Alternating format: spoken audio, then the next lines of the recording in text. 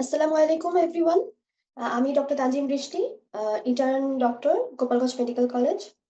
তো আজকে আমরা বায়োকেমিস্ট্রির একটা টপিক আলোচনা করব, সেটা হচ্ছে body fluid and it's homeostasis and electrolyte balance. তো আজকে এটা আমরা পার্ট পার্ট করে শিখবো। প্রথমে আমরা জানবো যে বডি ফ্লুইড, দেন আমরা ইলেকট্রোলাইটসে যাব, দেন ওইগুলো ডিসঅর্ডারে যাব।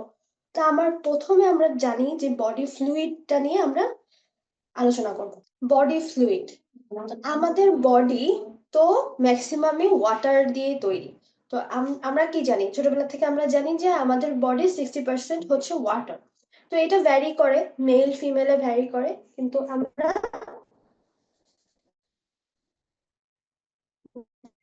জানি যে আমাদের বডির 60% ওয়াটার। এই আমাদের টোটাল বডি পার্সেন্টেজ, আমাদের extracellular, intracellular fluid, extracellular fluid কিছু পার্সেন্টেজ থাকে। তো এগুলো ভাগ করে দেওয়া হয়। এটা হচ্ছে ইন্ট্রাসেলুলার আর এক্সট্রাসেলুলার ফ্লুইড। তো আমাদের সেল, হ্যাঁ, এটা হচ্ছে আমাদের সেল।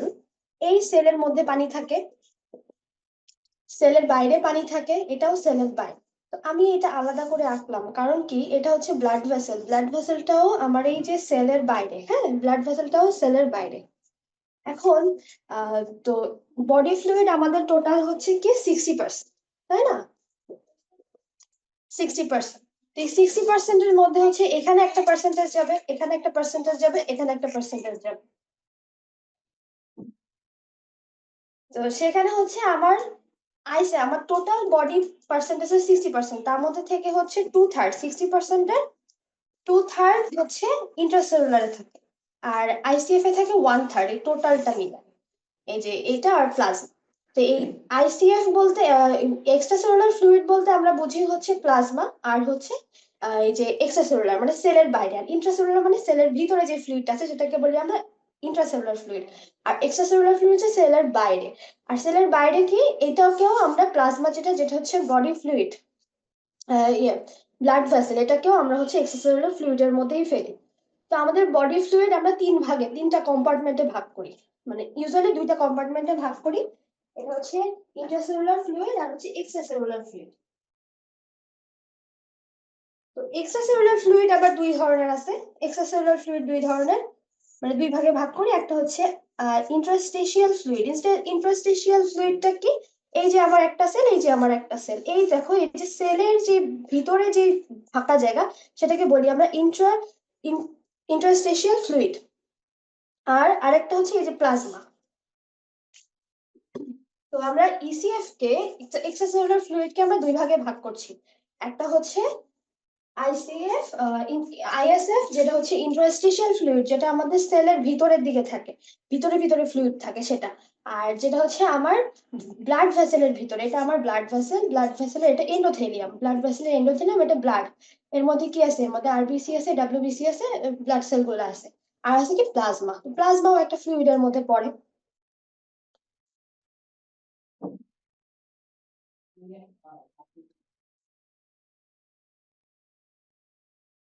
এখানে আমরা 60% থেকে 40% হচ্ছে বলি আইসিএফ এ, বা ইন্ট্রাসেলুলার যেটা ফ্লুইড থাকে সেলের ভিতরে।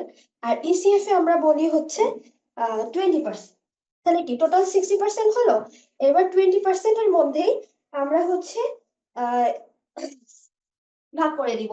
এই 20% এর মধ্যেই আবার আইএসএফ, যেটা ইন্টারস্টিশিয়াল ফ্লুইডে, থাকবে হচ্ছে 3/4 অফ ওয়াটার। 20%-এরই 3/4 থাকবে হচ্ছে ইন্টারস্টিশিয়াল ফ্লুইডে, আর 1/4 থাকবে হচ্ছে প্লাজমা।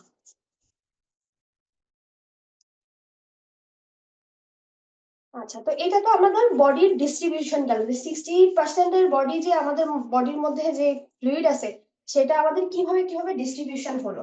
তাহলে আমরা কি জানলাম, আমাদের তিন ধরনের কম্পার্টমেন্ট, ইউজুয়ালি দুই ধরনের কম্পাউন্ড, একটা কম্পার্টমেন্ট, একটা হচ্ছে কি সেলের ভিতরে যে পানি থাকে সেটা হচ্ছে ইন্ট্রাসেলুলার, সেলের বাইরে যে পানি থাকে সেটা হচ্ছে এক্সট্রাসেলুলার। এক্সট্রাসেলুলার আমরা দুই ভাগে আমরা ভাগ করতে পারি, মানে ওই পানিটা বা দুই ভাগে ভাগ হয়ে যায়। কিভাবে, একটা হচ্ছে মানে দুইটা টিস্যুর মাঝখানে ইন্টারস্টিশিয়াল ফ্লুইড, আর একটা হচ্ছে ব্লাড ভেসেলের ভিতরে।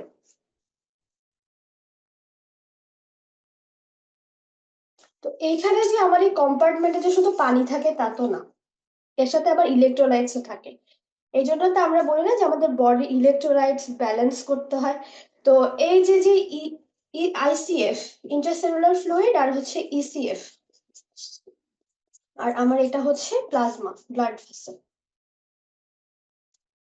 তো আইসিএফ এর মধ্যে যেটা হচ্ছে সেলের ভিতরে আমার সব থেকে বেশি থাকে পটাশিয়াম, আর বেশি থাকে হচ্ছে ম্যাগনেসিয়াম, আর সেলের বাইরে থাকে হচ্ছে সোডিয়াম সব থেকে বেশি। সোডিয়াম ক্লোরাইড এগুলো আয়ন গুলো বেশি থাকে, কিন্তু আমাদের বডির মধ্যে সব থেকে বেশি যে আয়নটা ইসিএফ এ 90% থাকে সোডিয়াম, মানে এক্সট্রাসেলুলার ফ্লুইডে। আর এখানে 90% সেলের ভিতরে থাকে পটাশিয়াম। এটা কিভাবে মনে রাখবো? যে আমরা চিন্তা করব যে আমাদের যে সেল হচ্ছে একটা ব্যাগস অফ পটাশিয়াম, যেটা কিসের মধ্যে আছে? একটা সি এর মধ্যে আছে, একটা সাগরের মধ্যে আছে, সাগরের মধ্যে ভাসতেছে। সাগর কোনটা? সাগর হচ্ছে ইসিএফ, যেটা হচ্ছে এক্সট্রাসেলুলার ফ্লুইড। এক্সট্রাসেলুলার ফ্লুইডের মধ্যে সাগর কেন বললাম? ওটা সল্টি, ওটা সোডিয়াম বেশি। তাহলে এটা হচ্ছে আমাদের যে ব্যাগস অফ পটাশিয়াম, যেটা সেল পটাশিয়াম এর সেল, সেটা ভাসতেছে কিসের মধ্যে? সোডিয়াম কন্টেইনিং সি এর মধ্যে ভাসতেছে। এভাবে মনে রাখতে পারি। তাহলে ইসিএফ এর মধ্যে সব থেকে বেশি সোডিয়াম, আর হচ্ছে ইন্ট্রাসেলুলার বা সেলের ভিতরে হচ্ছে পটাশিয়াম বেশি। আরো অনেক ফ্লুইড আছে, অনেক ইলেকট্রোলাইটস আছে, ক্যালসিয়াম আছে, তারপরে বাইকার্বনেট আছে, আরো অনেক ধরনের আছে। আর এগুলোর হচ্ছে যে নর্মাল লেভেল, এগুলো কিন্তু মুখস্থ করতে হয়, এগুলো এমসিকিউ তে আসে অনেক সময়। এমসিকিউ তে ইম্পর্টেন্ট। আর শুধু এমসিকিউ এর জন্য না, আমাদের যে এই ইলেকট্রোলাইট ইমব্যালেন্স গুলো হবে, সেটা জানতে গেলেও তো তোমাকে হচ্ছে জানতে হবে যে নর্মাল রেঞ্জটা কি। নর্মাল রেঞ্জটা না জানলে তো আমি বুঝবো না যে কমে গেল না বেড়ে গেল। তো সেই জন্য এই যে যে ইম্পর্টেন্ট ইলেকট্রোলাইটস গুলো আছে, সেগুলো নর্মাল রেঞ্জটা জানতে হবে, মুখস্থ করতে হবে। বইতে একটা ছক আছে, এটা মুখস্থ করে ফেলতে হবে। আচ্ছা, এটা তো গেল ডিস্ট্রিবিউশন। এখন আমরা জানবো অসমোলারিটি কি। অসমোলারিটি কেন জানতে হবে? কারণ অসমোলারিটি কি এটা বুঝলেই বুঝবা যে অসমোলারিটি কেন জানতে হবে। অসমোলারিটি, তাই না? আমরা বলি না যে অসমোটিক্যালি অ্যাক্টিভ সাবস্টেন্স। অসমোটিক্যালি অ্যাক্টিভ সাবস্টেন্স কোনগুলো? যেগুলো হচ্ছে ইলেকট্রোলাইটস, এগুলোকে আমরা অসমোটিক্যালি অ্যাক্টিভ সাবস্টেন্স বলি। অসমোলারিটি বলতে বোঝায়, মনে করো এটা হচ্ছে একটা ফ্লুইডের মধ্যে হচ্ছে অনেক ইলেকট্রোলাইটস আছে। তো এখানে আমার ইলেকট্রোলাইটস আছে 2টা, আর এইটার মধ্যে ইলেকট্রোলাইটস আছে 5টা। তাহলে অসমোলারিটি কার বেশি? এই যে 5 যেখানে আছে তার অসমোলারিটি বেশি। মানে এটা আমি বোঝাতে চাচ্ছি যে অসমোলারিটি জিনিসটা হচ্ছে এই যে ইলেকট্রোলাইটস এর উপর ডিপেন্ড করে। এই ইলেকট্রোলাইটস পার্টিকেল বা অসমোটিক্যালি অ্যাক্টিভ পার্টিকেল যেখানে বেশি থাকবে, তার অসমোটিক প্রেসারটাও বেশি। অসমোটিক প্রেসারটা কি? মনে করো এই কন্টেইনারের মধ্যে ওয়াটার আছে, ওয়াটারের মধ্যে অসমোটিক্যালি অ্যাক্টিভ সাবস্টেন্স আছে, এগুলো অসমোটিক্যালি অ্যাক্টিভ সাবস্টেন্স। এরা কি করে? পানিটাকে ধরে রাখে। এটা আমার কেন জানা দরকার? কারণ এই যে মনে করো আমার এটা মনে করো আমার ব্লাড ভেসেলের মধ্যে প্লাজমা আছে না, প্লাজমা আছে, ফ্লুইড আছে। তো এখানে যদি অসমোটিক্যালি অ্যাক্টিভ পার্টিকেল না থাকে, তাহলে ফ্লুইড তো বের হয়ে যাবে, ফ্লুইড তো ধরে রাখতে পারবে না। তাহলে আমার অসমোটিক প্রেসারটা মেনটেন করতে হবে আমার ভেসেলের মধ্যে, নাহলে ফ্লুইড ধরে রাখতে পারবে না। তাহলে অসমোলারিটি জিনিসটা কি? এই যে যে অসমোটিক্যালি অ্যাক্টিভ পার্টিকেল গুলো আছে, এগুলো হচ্ছে ফ্লুইডকে ধরে রাখে। সেম আরেকটা প্রেসার আছে অনকোটিক প্রেসার। অনকোটিক প্রেসার কি? আমার এই প্লাজমা আছে, প্লাজমার মধ্যে আমরা জানি যে প্রোটিন আছে, কি প্রোটিন? অ্যালবুমিন আছে না, অন্য ধরনের প্রোটিন আছে। তো এই যে প্রোটিনের যে প্রেসার, এই যে প্লাজমা, তাই না? প্লাজমার মধ্যে কি প্রোটিন আছে, এই প্রোটিনগুলো কি করে? পানিটাকে ধরে রাখতেছে। তাহলে এই যে অনকোটিক প্রেসার, অনকোটিক প্রেসারটা কে কে মেনটেন করছে? প্রোটিন। তো এই অনকোটিক প্রেসার, অসমোলারিটি, এগুলো মেনটেন করেই ফ্লুইডটা ভেসেলের মধ্যে রিটেইন থেকে যায় ফ্লুইডটা ভেসেলের মধ্যে। আচ্ছা, এটা গেল অসমোলারিটি। অসমোলারিটি সবসময় ডিপেন্ড করে হচ্ছে সলিউটের উপরে।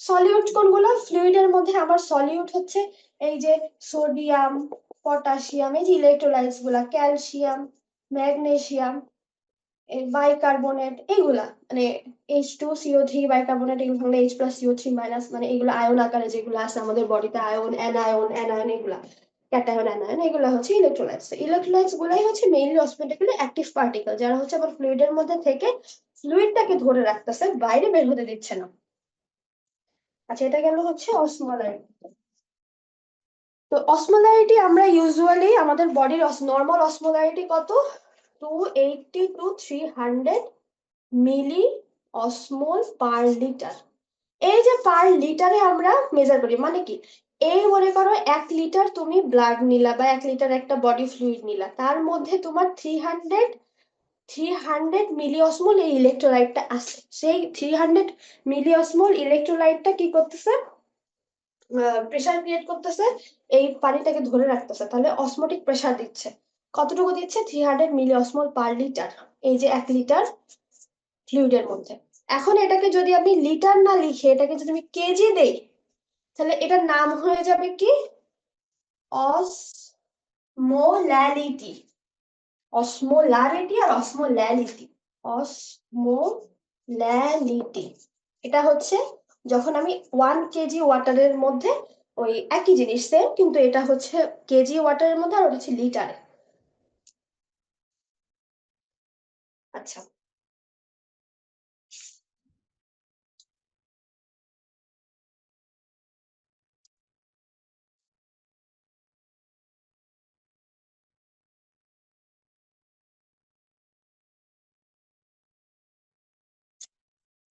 তো আমাদের প্রতিদিন এটা তো এইটুকু তো আমরা বডি ফ্লুইডের আইডিয়া নিয়ে ফেললাম এখন আমাদের বডিতে প্রতিদিন হচ্ছে আমাদের পানি খেতে হয় ইউজুয়ালি 2 থেকে 3 লিটার আমাদের বডি রিকোয়ারমেন্টস তো এই যে আমাদের বডি কি ইনপুট করতেছি আর ঠিক সেম অ্যামাউন্ট অফ আউটপুট হবে তো আমাদের একটা মানুষ একটা অ্যাডাল্টে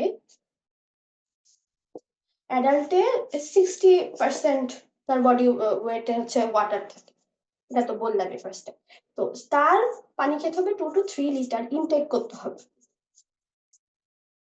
আমরা ইউজুয়ালি বলি যে ইনটেক আমরা ইউজুয়ালি একটা নর্মাল অ্যাডাল্ট করে 500 ml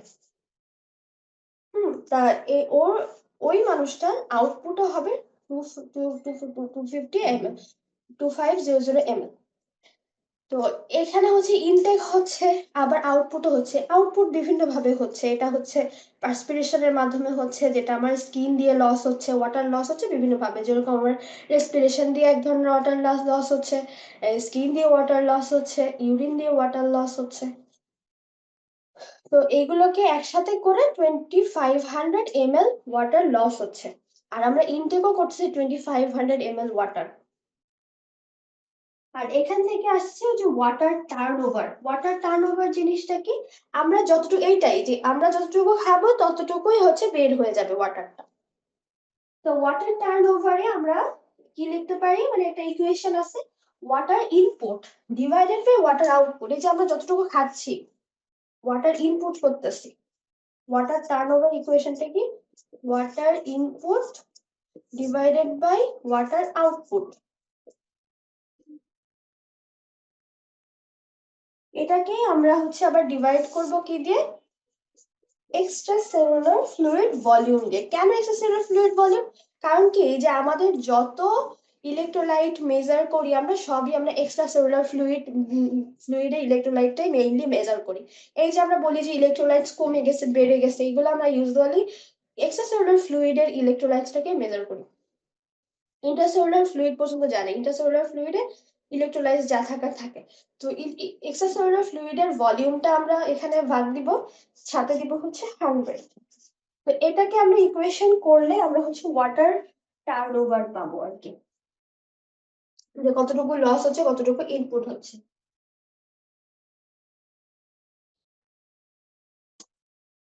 এখন আমরা জানবো যে এই যে যে ওয়াটার আমরা খাচ্ছি খাওয়ার পরে এটা ব্যালেন্স হচ্ছে কিভাবে আমার বডিতে রেগুলেশন অফ ওয়াটার ব্যালেন্স তো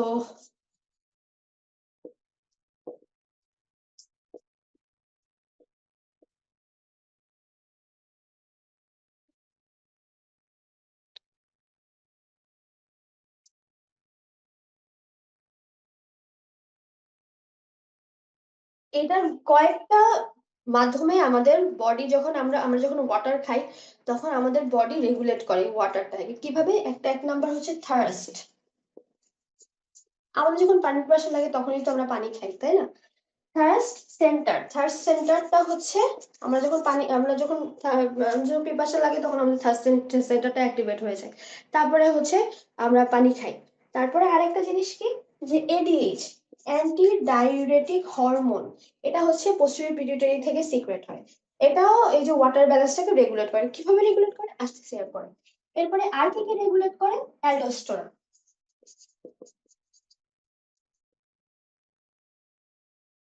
আরো আছে কে, এএনপি। এএনপি হচ্ছে অ্যাট্রিয়াল নাট্রিউরেটিক পেপটাইড, এএনপি। তাহলে এই যে জিনিসগুলা, এগুলো হচ্ছে কি রেগুলেট করছে, আমাদের ওয়াটার ব্যালেন্স, আমরা যে পানি খাচ্ছি এটাকে রেগুলেট করতেছে। এখন এই যে third centre ADH, third centre এডিএইচটা মেইনলি রেগুলেটেড হয় আমাদের বডিতে যখন অসমোলারিটি কমে যায়। কমে গেলে কি হবে, হাইপো অসমোলারিটি। আর বেড়ে গেলে হবে হাইপার। হাইপার মানে বেশি। হাইপার অসমোলারিটি, হাইপো আর হাইপার, মানে আমাদের বডিতে অসমোলারিটি যখন বেড়ে যাবে কমে যাবে তখন এই দুইটা থার্ড সেন্টার, হাইপো আর হচ্ছে হাইপার অসমোলারিটি মেইনটেইন করে। মানে অসমোলারিটি যখন হাইপো হবে তখনই থার্ড সেন্টার এডিএইচ কাজ করবে, আবার হাইপার হয়ে গেলে থার্ড সেন্টার এডিএইচ কাজ করবে। এটার উপরে ডিপেন্ড করে।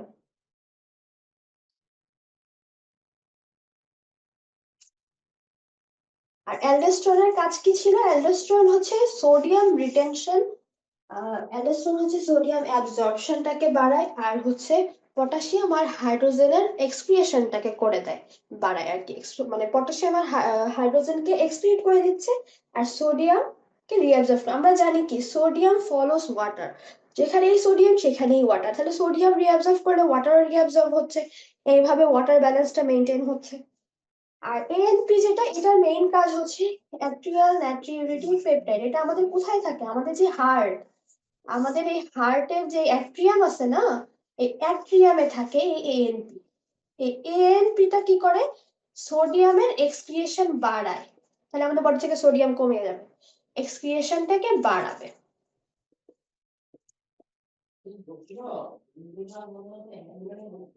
এই হচ্ছে কাজ।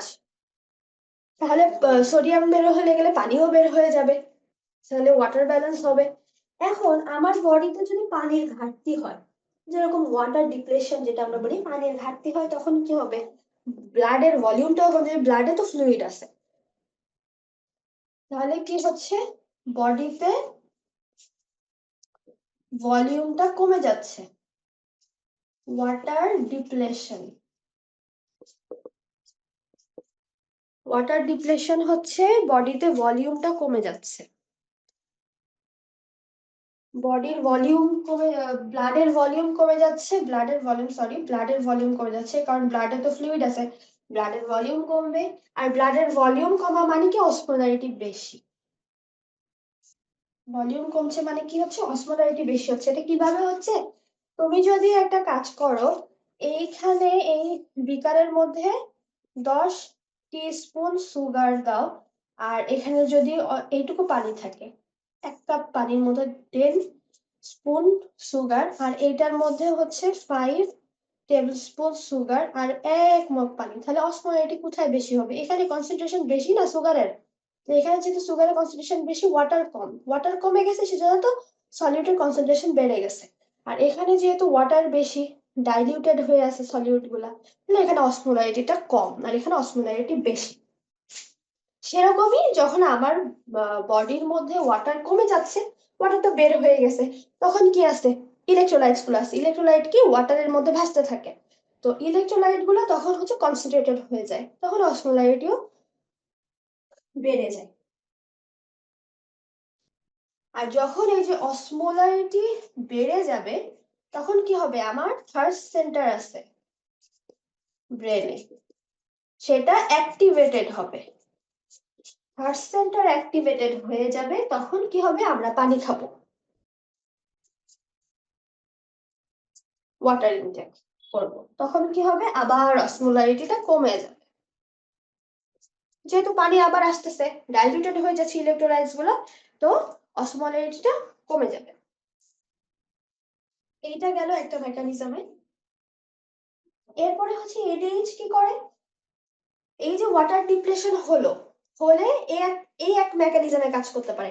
আবার কি করতে পারে, ওয়াটার ডিপ্লেশন হলেই এডিএইচ সিক্রেশন বেড়ে যাবে।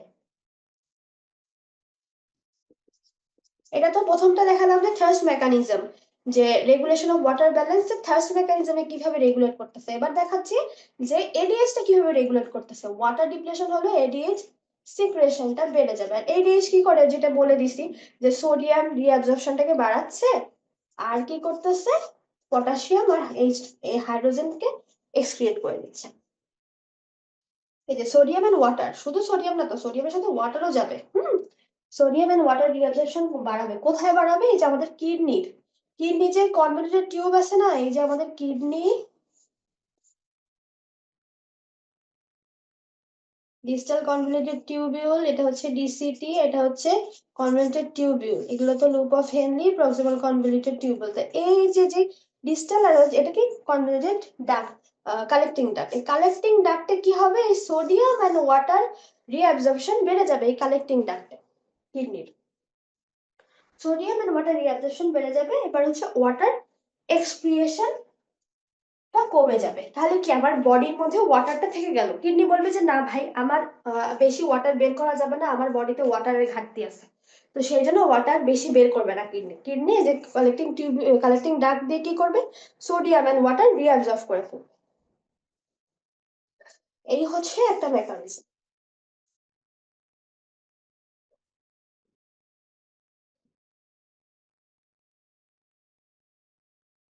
আর এটার উল্টা যদি হয়, যে আমার ওয়াটার ওভারলোড হয়ে গেছে, আমি অনেক বেশি পানি খেয়ে ফেলছি, বা কোনোভাবে আমার ওয়াটার ওভারলোড হয়ে গেছে, কোনো প্যাথোলজি হয়েছে বডিতে, অনেক বেশি পানি জমে গেছে বডিতে, যদি ওয়াটার ওভারলোড হয়, ওয়াটার ওভারলোড হলে কি হবে, উল্টাটা হবে। আগে কি ছিল, ভলিউম কমে গেছে, ওই জন্য পানি ছিল না, তাহলে এখন কি হবে, ব্লাডের ভলিউম বেড়ে যাবে।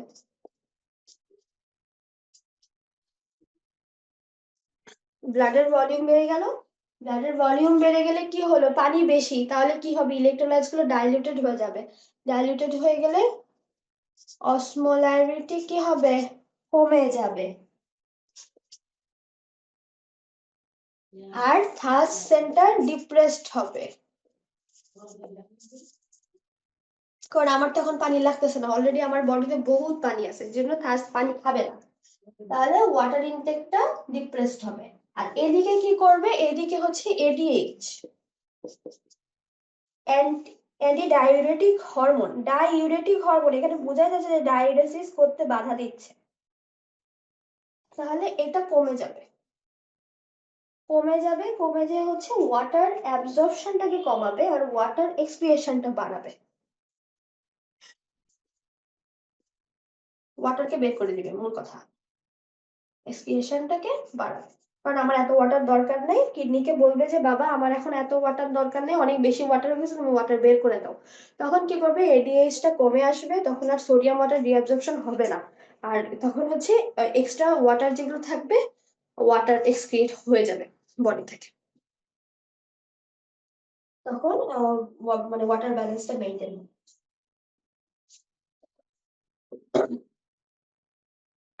আচ্ছা, এরপরে আসি আমরা কিছু ভলিউম ডিসঅর্ডার আছে।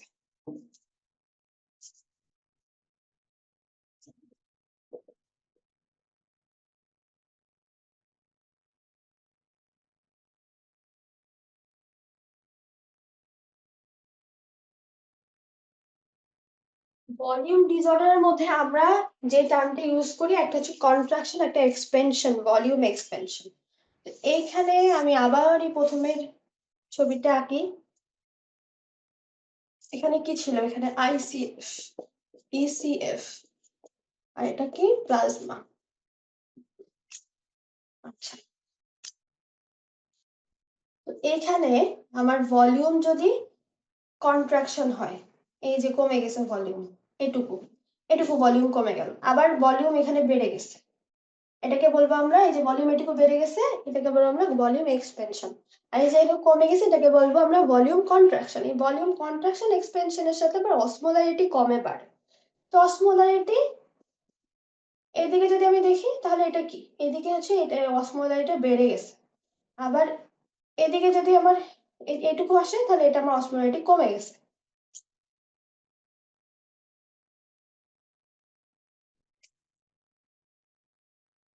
তো আমার প্রথমেই আছে হচ্ছে ভলিউম ডিসঅর্ডার গুলো কয়েক ধরনের হয়। ভলিউম কন্ট্রাকশন মেইনলি বললাম যে এখানে কি ভলিউম কন্ট্রাকশন,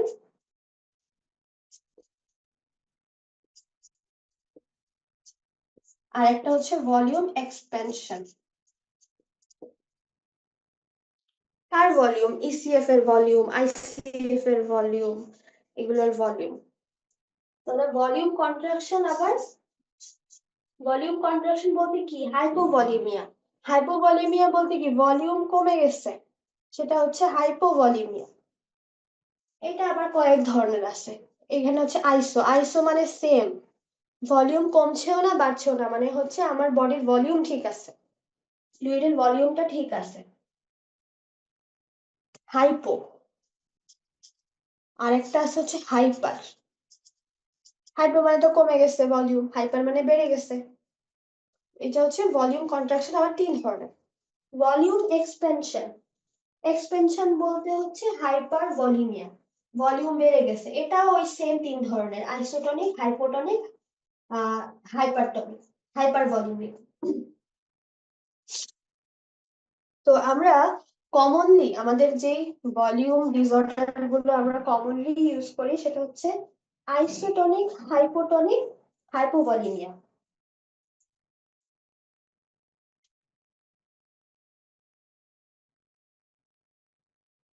এই যে প্রথমেই বললাম যে ভলিউম কন্ট্রাকশন, তাহলে কি হাইপোভলিউমিয়া, আইসোটনিক, হাইপোভলিউমিয়া, আরেকটা হচ্ছে হাইপোটনিক হাইপোভলিউমিয়া। তো এখানে আইসোটনিক মানে বোঝাই যাচ্ছে যে অসমোলারিটির কোন, টনিক মানে হচ্ছে অসমোলারিটির সাথে রিলেটেড, অসমোলারিটির কোনো চেঞ্জ হয়নি। আর হাইপার মানে বোঝা যাচ্ছে যে অসমোলারিটি বেড়ে গেছে, কিন্তু অসমোলারিটি বাড়লেও ভলিউমটা কম আছে। আর এখানে হচ্ছে অসমোলারিটি বাড়িনি, অসমোলারিটি ঠিকই আছে, আমার 300 মিলিমোল পার পার লিটার থাকার কথা ছিল সেটাই আছে, কিন্তু ভলিউমটা কমে গেছে।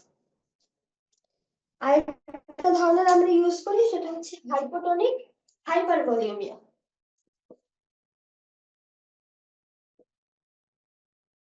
হাইপার ভলিউমিয়া, হাইপোটনিক বলতে এখানে অসমোলারিটি কমে গেছে কিন্তু ভলিউম বেড়ে গেছে। আচ্ছা, এখন আমরা ইন্ডিভিজুয়ালি প্রতিটা আলোচনা করব। প্রথমে আসি আইসোটনিক ভলিউম কন্ট্রাকশন।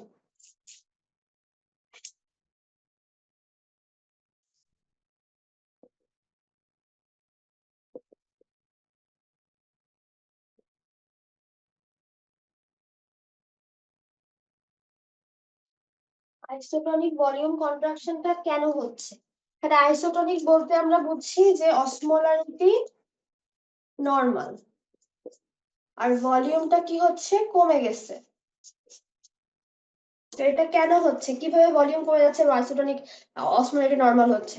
যদি আমাদের রোড ট্রাফিক অ্যাক্সিডেন্ট হয় তখন ম্যাসিভ ব্লাড লস হয়, এই যে massive blood loss, massive bleeding হচ্ছে, এই ক্ষেত্রে তো অসমোলারিটি কোনো ইফেক্ট ফেলছে না, এখানে হচ্ছে ভলিউমে ইফেক্ট ফেলতেছে। তো ভলিউম কমে যাচ্ছে, ব্লাড বের হয়ে যাচ্ছে, মানে অনেক পানি বের হয়ে যাচ্ছে, মানে ফ্লুইড বের হয়ে যাচ্ছে সাথে, মানে ব্লাড তো, ব্লাডে তো ফ্লুইড থাকে। তো এখানে হচ্ছে এই জন্য ভলিউমটা কমে যাচ্ছে, ভলিউমটা কমে যাচ্ছে কিন্তু আইসোটনিক ওর অসমোলারিটি কিন্তু সেম থাকতেছে, ওর ইলেকট্রোলাইটে কোনো ইমব্যালেন্স হয়নি, ওর ইলেকট্রোলাইট যা ছিল তাই। তারপরে হচ্ছে আরো অনেক ডিজিজ আছে, যেরকম স্মল ইন্টেস্টাইনাল ফিস্টুলা যদি হয়, কোলোস্টমি যদি হয়, আইলিওস্টমি যদি হয় কারো, তারপর হচ্ছে প্যানক্রিয়াটিক বিলিয়ারি ফিস্টুলা, এইসব কারণে, প্যারালাইটিক আইলিয়াস, এসব অনেক কারণ আছে যেগুলোর জন্য হচ্ছে আইসোটনিক ভলিউম কন্ট্রাকশন হয়। এবার আসি হচ্ছে হাইপোটনিক ভলিউম কন্ট্রাকশন।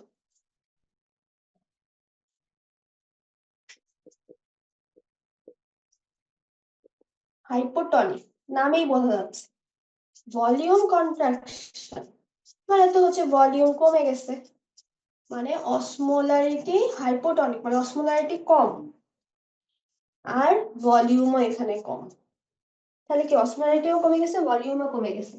এখানে কি হয়, এখানে হচ্ছে ইসিএফ থেকে ফ্লুইডটা হচ্ছে আইসিএফ এ চলে যায় ভলিউমটা বাড়ানোর জন্য। আমাদের ইসিএফ আইসিএফ এর ফ্লুইড সবসময় ব্যালেন্স করে কিভাবে দেখো, যে এটা হচ্ছে আমার আইসিএফ, এটা আমার ইসিএফ, আমার এই ক্ষেত্রে কি হচ্ছে এখানে অসমোলারিটি কমে গেছে, আমরা এটা কার সবসময় ইসিএফ এরটা আমরা হচ্ছে কাউন্ট করি, তাহলে এখানে কি অসমোলারিটি কমে গেছে আর এখানে হচ্ছে ভলিউমটাও কমে গেছে। তাহলে এই ভলিউমটা বাড়ানোর জন্য কি করবে,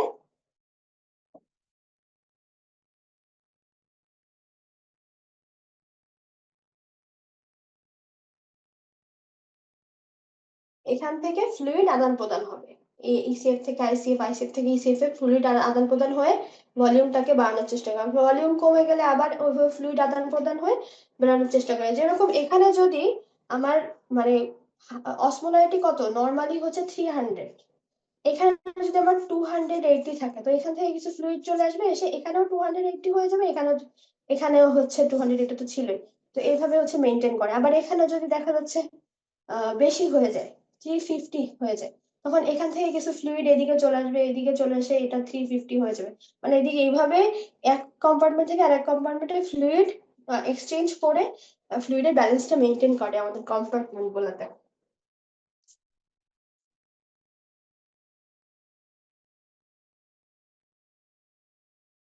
তো এই যে হাইপোটনিক যেটা এই ক্ষেত্রে আমার ইলেকট্রোলাইট লসটা বেশি হবে ফ্লুইড লস থেকে, ফ্লুইড লস হবে কিন্তু ফ্লুইড লসের থেকে ইলেকট্রোলাইট লসটা বেশি হবে আমার, সেই যেহেতু ইলেকট্রোলাইট বেশি লস হচ্ছে, ইলেকট্রোলাইট কার সাথে রিলেটেড অসমোলারিটির সাথে রিলেটেড, কিন্তু ফ্লুইড থেকে ইলেকট্রোলাইট বেশি লস হচ্ছে এই জন্য অসমোলারিটি কমে গেছে। মানে এগুলো কখন হয় যখন কারো ডায়রিয়া হয়, তখন কিন্তু শুধু ফ্লুইড লস হয় না, এর সাথে প্রচুর ইলেকট্রোলাইট লস হয়। তারপরে হচ্ছে আরো কিছু কিছু ডিজিজ আছে যেরকম বার্নের ক্ষেত্রেও আমাদের যখন বার্ন হয় একটা এরিয়া বা একটা সারফেস বার্ন হয় তখন হচ্ছে প্রচুর ফ্লুইড ইভ্যাপোরেট হয়ে যায়, ওই যে প্লাজমা লস হয় কারণ ওগুলো তো সব পুড়ে যায়, স্কিনের পুরো এপিডার্মিস পুড়ে যায়, স্কিন সবকিছু ফুল থিকনেস যদি হয় তো আরো বেশি লস হয়, বার্নে সবসময় অনেক ফ্লুইড লস হয়। সেটা কোন ধরনের ফ্লুইড লস হয়, হাইপোটোনিক ভলিউম কন্ট্রাকশন হয়, যেহেতু এখানে হচ্ছে প্লাজমার মধ্যে অনেক ইলেকট্রোলাইট আছে সেগুলোও বের হয়ে যাচ্ছে, এই জন্য বার্নের ক্ষেত্রেও এভাবে লস হচ্ছে। তারপরে ভমিটিং এর ক্ষেত্রেও হচ্ছে, এক্সেসিভ সোয়েটিং যদি কারো হয় তখনও হচ্ছে, এরকম বহুত কারণ আছে। এখন কিছু রেনাল কজও আছে যেরকম হচ্ছে ডায়াবেটিক্স, মেটাবলিক অ্যাসিডোসিস, তারপরে হচ্ছে অসমোটিক ডায়াবেটিস, যেরকম ডায়াবেটিস মেলাইটাসে কি হয় প্রচুর ইউরিনেশন হয়, তো সেখানে তোমার হচ্ছে ইলেকট্রোলাইট লস হচ্ছে। তারপর হচ্ছে ম্যানিটল অসমোটিক্যালি অ্যাক্টিভ পার্টিকেল, এটা এটা লস হচ্ছে। তো এরকম আরো বহুত কারণ আছে, এগুলো বই থেকে পড়ে নিতে হবে। কিন্তু এই যে হাইপোটনিক ভলিউম কন্ট্রাকশন জিনিসটা কি, এটা জাস্ট বুঝাইলাম যে ভলিউমটা কম থাকতেছে, কেন কম থাকতেছে, যেহেতু ফ্লুইডের থেকে ইলেকট্রোলাইটটা বেশি বেড়ে যাচ্ছে, বেশি বের হয়ে যাচ্ছে।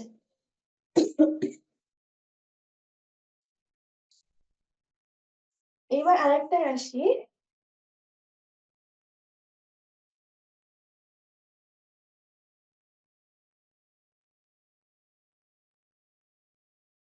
আরেকটা হচ্ছে হাইপারটনিক ভলিউম কন্ট্রাকশন। এবার হচ্ছে হাইপারটনিক,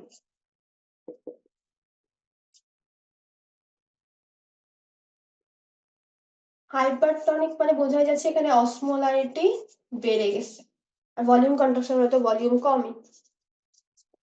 এখানে অসমোলারিটি বাড়লো কিভাবে, এখানে হচ্ছে ফ্লুইড লস হচ্ছে বেশি, ওই একই থিওরি, ফ্লুইড বেশি লস হওয়া মানে কি অসমোটিক্যালি অ্যাক্টিভ পার্টিকেল কনসেন্ট্রেটেড হয়ে গেছে, এই কনসেন্ট্রেটেড হওয়ার জন্য অসমোলারিটি বেড়ে গেছে, এটা হচ্ছে মেইন কারণ হাইপারটনিক ভলিউম কন্ট্রাকশনের। তো এখানে হচ্ছে তোমার লস হয়, স্কিন থেকে লস হতে পারে, যেরকম ফিভার, ফিভার হলে কি হয় অনেক ঘাম হয়, ফিভার যখন ছেড়ে দেয় তখন কি ঘাম দিয়ে জ্বর ছাড়ে যেটা আমরা বলি, তো তখন হচ্ছে স্কিন দিয়ে লস হচ্ছে ওয়াটার, তখন ওয়াটার বেশি লস হয়ে যাচ্ছে ইলেকট্রোলাইটস থেকে। তারপরে হচ্ছে ইনটেক যদি আমরা কম করি, রিডিউসড ইনটেক, তারপরে হাই অ্যালটিটিউড, তারপর হচ্ছে ইউরিন দিয়ে যদি লস বেশি হয়, এখানেও ডায়াবেটিস মানে ডায়াবেটিস ইনসিপিটাস আর অনেক কজ আছে। এরপরে আমরা আসি আইসোটোনিক ভলিউম। এবার কন্ট্রাকশন গুলো বলে ফেলছি, এবার হচ্ছে এক্সপেনশন।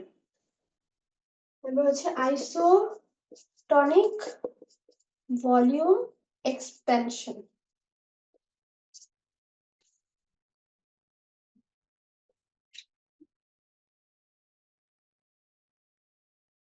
আইসোটনিক ভলিউম এক্সপেনশনের মধ্যে আমার কি হচ্ছে, এখানে আইসোটনিক মানে বুঝতেই পারতেছি যে আমার অসমোলারিটি ঠিকই আছে, সেই 300 280 টু 300 মিলিমোল পার লিটার, মিলি অসমোল পার লিটার যেটা থাকার কথা সেটা আছে।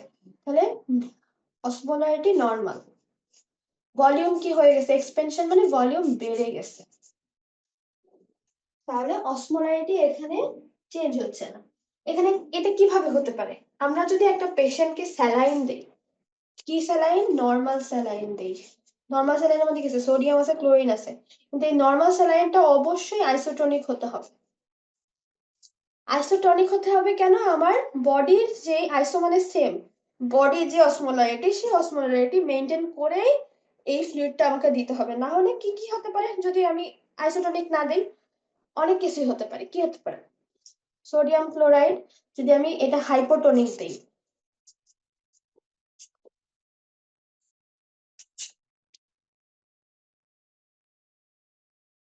হাইপোটনিক দিলে হবে কি, আমাদের যে আরবিসি আছে না, এই যে আরবিসি ভুলে যাবে, আরবিসি কি একটা সেল, তাহলে কি আইসিএফ, আর এদিকে হচ্ছে ইসিএফ, তাহলে এই দিক থেকে আমরা হচ্ছে স্যালাইন দিচ্ছি, স্যালাইন দিলে এখানে কি হাইপোটনিক মানে কি অসমোলারিটি কম, অসমোলারিটি কম, এখান থেকে ফ্লুইড গুলো চলে যাবে হচ্ছে ইসিএফ থেকে আইসিএফ এ, আইসিএফ এ চলে যাবে, সুয়েল আপ করবে, সুয়েল আপ করে বার্স্ট হয়ে যাবে সেলটা, কি সেল, আরবিসি, আরবিসি সেলটা সুয়েল আপ করে বার্স্ট হয়ে যাবে। এটা হচ্ছে যদি আমি হাইপোটনিক, যে অসমোলারিটি কম যেটায় সেটা যদি আমি ইনজেক্ট করি বডিতে।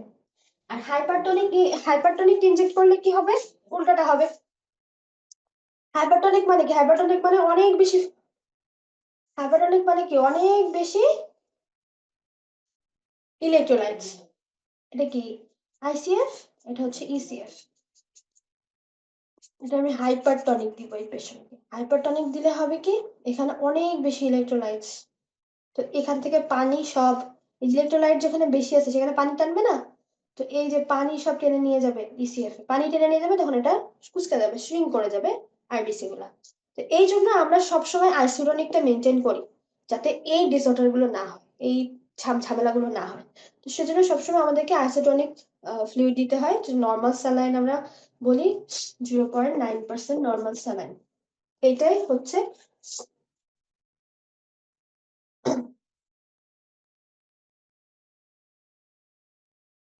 তো কোথায় ছিলাম, আমরা ছিলাম আইসোটনিক ভলিউম এক্সপেনশন। সোডিয়াম ক্লোরাইডের কথা কেন বললাম, কারণ এই সোডিয়াম ক্লোরাইড, এই যে নর্মাল স্যালাইন যখন আমরা ইনফিউজ করি, যখন একটা পেশেন্টকে আমরা নর্মাল স্যালাইন দেই, তখনই হচ্ছে এই কন্ডিশনটা ঘটে, আইসোটনিক ভলিউম এক্সপেনশন। মানে আমি তো এই আইসোটনিকই দিচ্ছি, এই অসমোলারিটি সেম রেখে দিচ্ছি, কিন্তু পানি তো ওখানে আছে, বডির থেকে, বডিতে যে পরিমাণ পানি আছে আরো তো ওই ফ্লুইডের কি বলি নর্মাল স্যালাইনের মধ্যে তো অনেক পানি আছে, তখন হচ্ছে পানি বেশি হয়ে যাবে, মানে ভলিউমটা বাড়বে কিন্তু অসমোলারিটি সেম থেকে যাবে।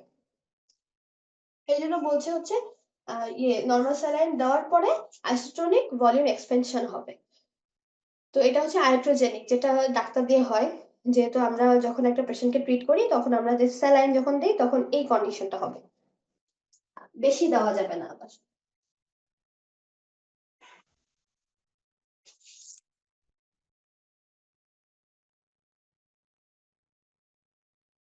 আর এটা এটা যখন আমরা নর্মালি নর্মালি একটা পেশেন্টকে স্যালাইন দিচ্ছি একদম ড্রিপ ঠিক করে, প্রতি মিনিটে কত ফোঁটা দিতে হবে ঠিকঠাক ভাবে আমি নর্মাল স্যালাইন দিচ্ছি একটা পেশেন্টকে, তখন হচ্ছে সেই পেশেন্টের বডিতে আইসোটনিক ভলিউম এক্সপেনশন হচ্ছে।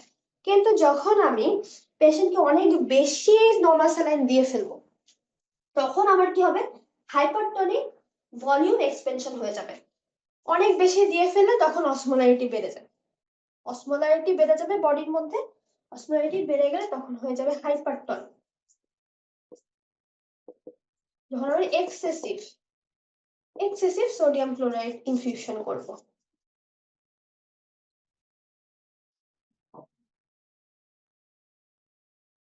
আরেকটা আছে হচ্ছে হাইপোটনিক। হাইপোটনিক মানে বোঝা যাচ্ছে কি, হাইপোটনিক ভলিউম বাড়ছে, অসমোলারিটি কমছে।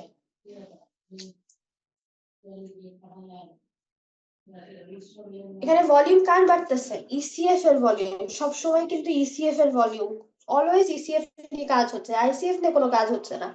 এই যে কন্ট্রাকশন বলছি সেটাও ইসিএফ এর, এক্সপেনশন বলছি সেটাও ইসিএফ এর। আচ্ছা, এখন আমি আসছি যে হাইপোটনিক ভলিউম এক্সপেনশন, এটা কি কারণে হতে পারে? এটা হচ্ছে আমার বডিতে অসমোলারিটি কখন কমে যাবে, ওই যে সেম থিওরি, যখন ফ্লুইড বেড়ে যাচ্ছে তখন হচ্ছে এই যে ইলেকট্রোলাইটস গুলো ডাইলিউটেড হয়ে যাচ্ছে, বডিতে ফ্লুইড বেশি, ইলেকট্রোলাইট গুলো গুলিয়ে যাচ্ছে, ডাইলিউট হয়ে যাচ্ছে। ওই যে সেই 5 আর 10 টেবিল স্পুন সুগার যদি আমি একটা 1 মগ গ্লাসের মধ্যে দেই, তখন কোনটা ডাইলিউটেড হবে কোনটা কনসেন্ট্রেটেড হবে, এরকম ব্যাপার আর কি। তো এখানে হচ্ছে ডাইলিউটেড হয়ে যাচ্ছে, এই জন্য অসমোলারিটি কমেছে, যে ইলেকট্রোলাইট ডাইলিউটেড হয়ে যাচ্ছে, অসমোলারিটি কমে যাচ্ছে। আর এখানে হচ্ছে ভলিউম বেড়েছে, তার মানে ফ্লুইড, এই হাইপোটনিক ভলিউম এক্সপেনশন মানে অনেক বডিতে ফ্লুইড অনেক বেড়ে গেছে, তো অসমোলারিটি সেই ফ্লুইড বাড়ানোর জন্য অসমোলারিটি কমে গেছে। এটা কি কারণে হতে পারে? এটা হচ্ছে সিসিএফ। সিসিএফ কি?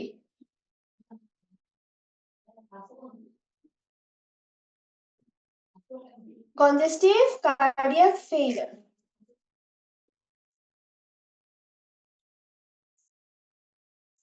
হার্ট ফেইলিয়ার, যেটা হার্ট ফেইলিয়ার কখন হবে? যখন আমার এই যে হার্টের বাইরে কি একটা পর্দা আছে, সেই পর্দার নাম কি? পেরিকার্ডিয়াম। এই পেরিকার্ডিয়ামের মধ্যে যদি এক্সেসিভ অ্যামাউন্ট অফ ফ্লুইড জমে যায়, তখন এই হার্ট কি করে? এক্সপ্যান্ড করতে পারে, হার্ট কন্ট্রাক্ট করতে পারে না, এক্সপ্যান্ড করতে পারে না, যার ফলে হার্ট ফেল করে ফ্লুইড গুলাকে মেনটেন করার জন্য, মানে ব্লাড পাম্প করতে পারে না।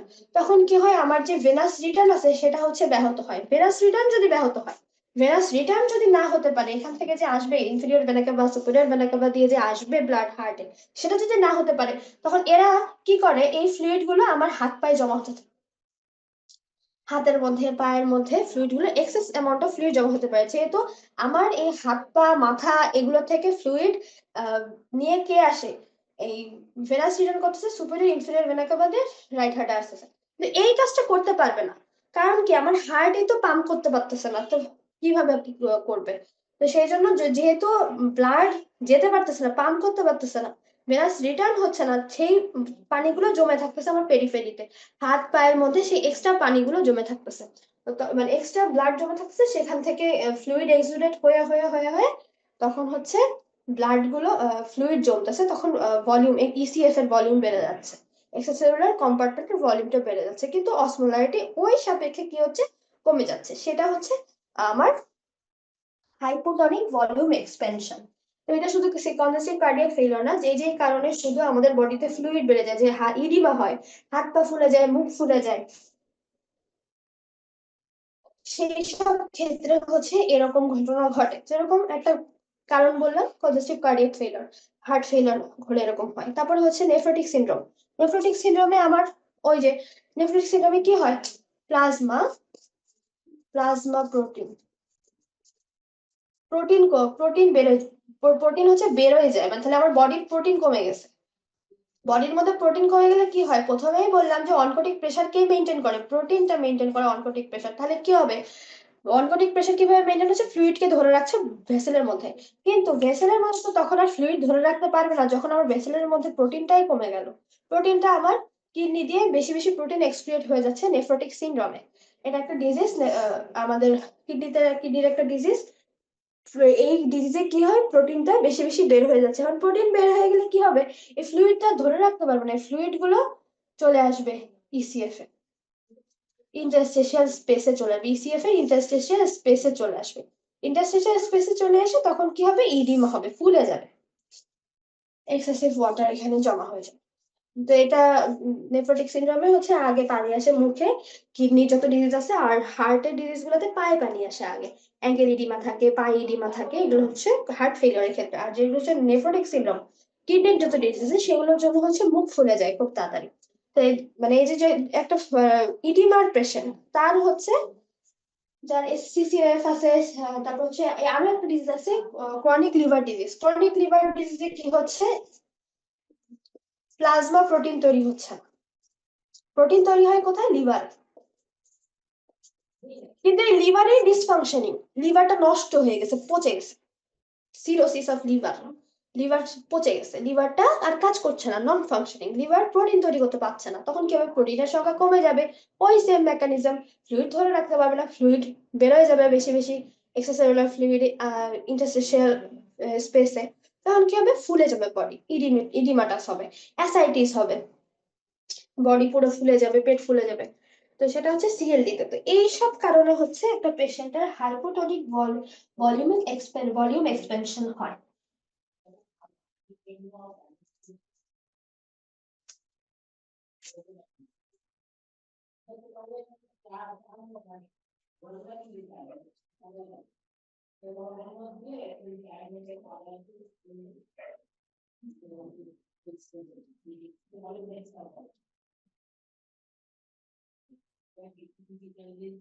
তো সিসিএফ এর মেকানিজমটা একটু আমরা ডিটেলসে জানবো। সিসিএফ এ কি হচ্ছে, সিসিএফ এ তো প্রথমেই বললাম যে যেহেতু ভেনাস রিটার্ন হয় না, তাহলে কি হয়, কার্ডিয়াক আউটপুট কমে যাচ্ছে, কার্ডিয়াক আউটপুট দিতে পারছে না। তখন কি হচ্ছে, ইফেক্টিভ সার্কুলেটরি যে ভলিউমটা আছে আমাদের হোল বডির সার্কুলেশনে, যে ভলিউমটা আছে সেই ভলিউমটা কমে যাচ্ছে, হোল বডির সার্কুলেশনের যে ভলিউম, ইফেক্টিভ সার্কুলেটরি ভলিউমটা কমে যাচ্ছে। ইফেক্টিভ সার্কুলেটরি ভলিউম কমে গেলে দুইটা কাজ হয়। একটা হচ্ছে রেনালের, মানে আমাদের কিডনি কি করে, কিডনিতে হচ্ছে ভেসো কনস্ট্রিকশন। আরেকটা কি করে, রেনিন সিক্রেশন হয়, রেনিন সিক্রেশন হবে। দুইটা কাজ হবে যখন আমাদের ইফেক্টিভ ভলিউমটা কমে যাবে, তখন হচ্ছে আমাদের যে কিডনি আছে, কিডনির যে ব্লাড ভেসেল গুলো আছে সেগুলো কনস্ট্রিক্ট করা শুরু করবে। কারণ অলরেডি আমার বডিতে অনেক ভলিউমের ঘাটতি হয়ে গেছে, সেখানে যদি আমার কিডনি দিয়ে আরো বেশি বেশি ভলিউম, বেশি বেশি পানি বের করে দেয়, তখন তো বডি আরো ক্রাইসিসের মধ্যে পড়বে। এই জন্য কিডনি কি করে, ওইটাকে ব্যালেন্স করার জন্য কিডনি ভেসো কনস্ট্রিকশন করে দেয়, ভেসেলকে কনস্ট্রিক্ট করে দেয়, ব্লাড ফ্লোটা কমায় দিচ্ছে। রেনাল ভেসোকনস্ট্রিকশন হলে কি হবে, ব্লাড ফ্লো কমে যাচ্ছে, ব্লাড ফ্লো কমলে কি হবে, জিএফআর ও কমে যাচ্ছে। জিএফআর কমে গেলে কি হবে, ওয়াটারটা রিজার্ভ হবে, ওই যে যেটা বললাম, ওয়াটার বের হতে দিচ্ছে না, ওয়াটারটা রিজার্ভ থাকছে। আর এদিকে কি করতেছে, রেনিন সিক্রেশন তো বাড়াই দিল, রেনিন সিক্রেশন বাড়াই কি করবে, এডিএইচ কে সে বাড়াই দিবে, আর একটা দিকে বাড়াবে, অ্যালডোস্টেরন বাড়াবে, এডিএইচ বাড়াবে, অ্যালডোস্টেরন বাড়াবে। এডিএস অ্যালডোস্টেরনের কাজ আগেই বলছি। এডিএস কি করতেছে, সোডিয়াম ওয়াটার রিঅ্যাবজর্পশন করতেছে। তাহলে কি করে, sodium water reabsorption, sodium water reabsorption করে তখন হচ্ছে ওয়াটার তাকে বডির মধ্যে বাড়ায় দিচ্ছে। আর অ্যালডোস্টেরন কি করতেছে, অ্যালডোস্টেরন হচ্ছে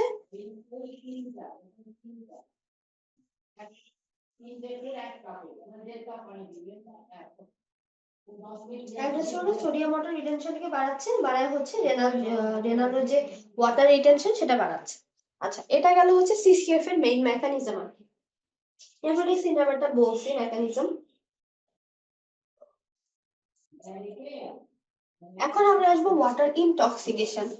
একটা মানুষের সাথে পানি খেতেই থাকে, অনেক বেশি পানি খেতে, মানে বেশি খেতে খেতে এমন বেশি খেয়ে ফেলছে যে তার ওয়াটার ইনটক্সিকেশন হচ্ছে। এটা কখন হতে পারে, যখন একটা মানুষ প্রচুর এক্সারসাইজ করছে, প্রচুর ফ্লুইড লস হচ্ছে ঘামের মাধ্যমে, তখন সে অনেক পানি খাচ্ছে, অনেক পানি খাচ্ছে। কি পানি খাচ্ছে, শুধু প্লেন ওয়াটার খাচ্ছে, কিন্তু ইলেকট্রোলাইট মিক্স পানি খাচ্ছে না, প্লেন ওয়াটার খাচ্ছে।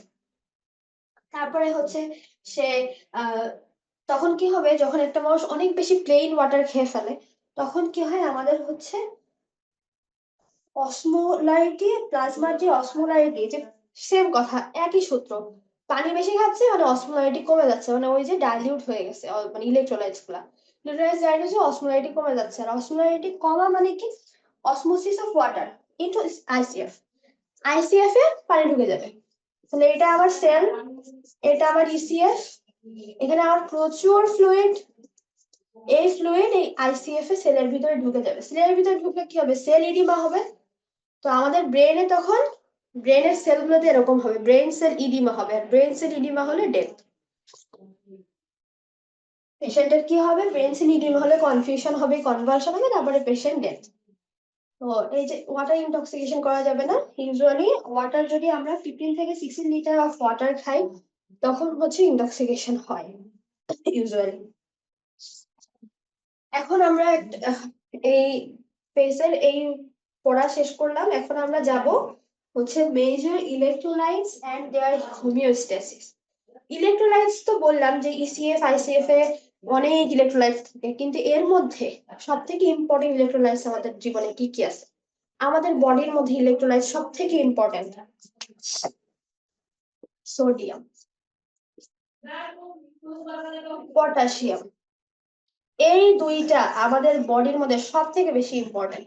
এই জন্য দেখা যায় যে কোনো একটা ইলেকট্রোলাইট, সেরাম ইলেকট্রোলাইট টেস্টে যদি আমরা সোডিয়াম কম পাই বা পটাশিয়াম কম পাই বা বেশি পাই বা সোডিয়াম বেশি পাই, তখন আমরা পাগল হয়ে যাই পেশেন্টকে রিসিটেট করার জন্য, পেশেন্টকে হচ্ছে ওই ইলেকট্রোলাইট ব্যালেন্সটা ঠিক করার জন্য, কারণ এই দুইটা আমাদের লাইফ থ্রেটেনিং কন্ডিশন তৈরি করতে পারে।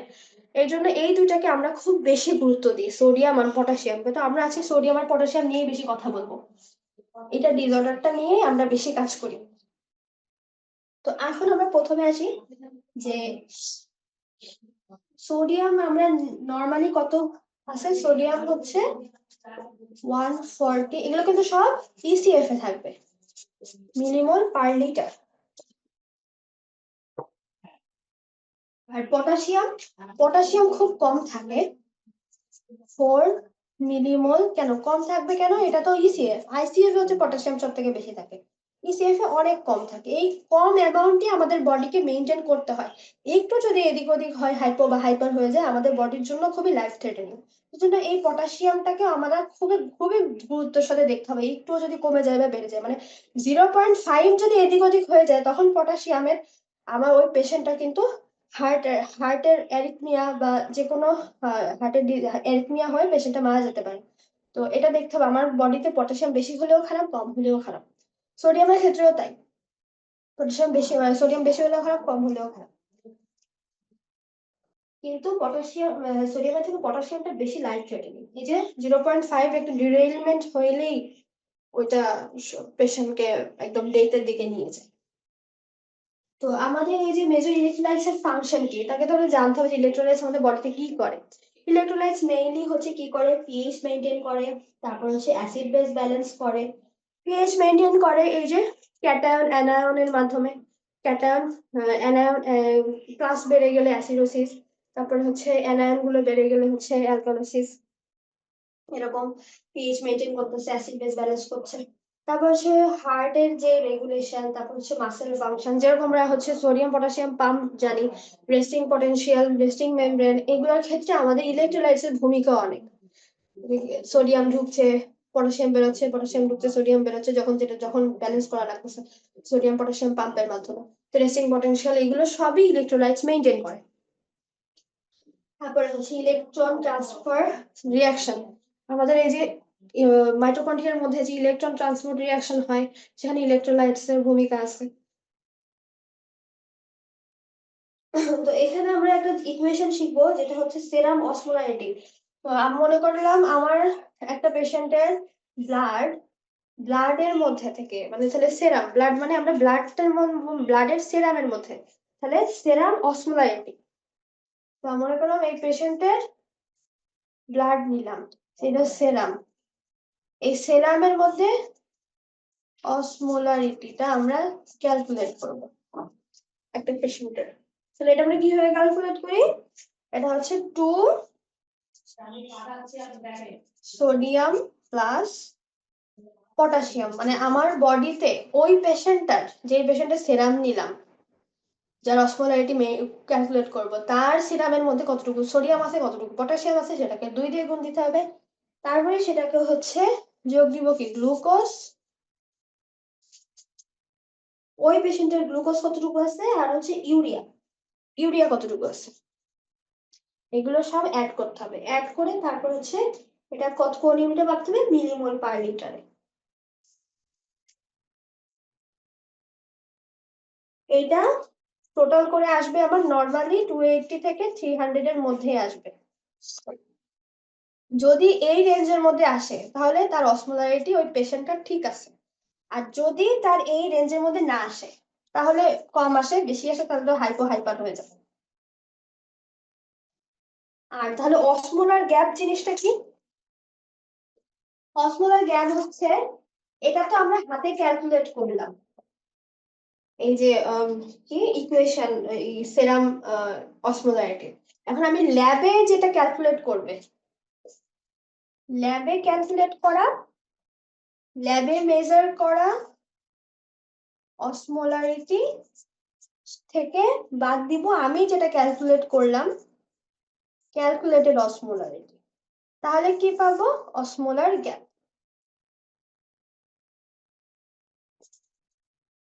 এই osmolar gap usually 10 millimole per litre normal.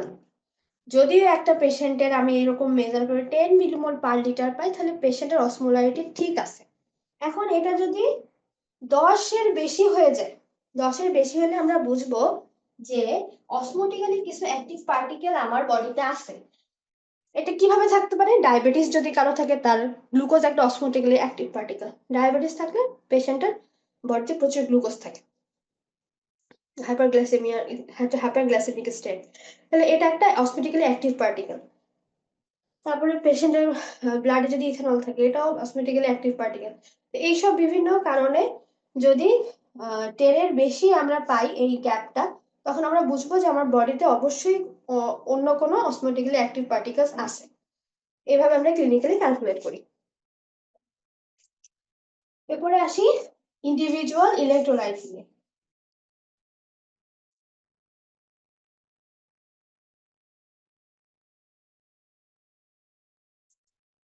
Individual electrolyte আমরা প্রথমে হচ্ছে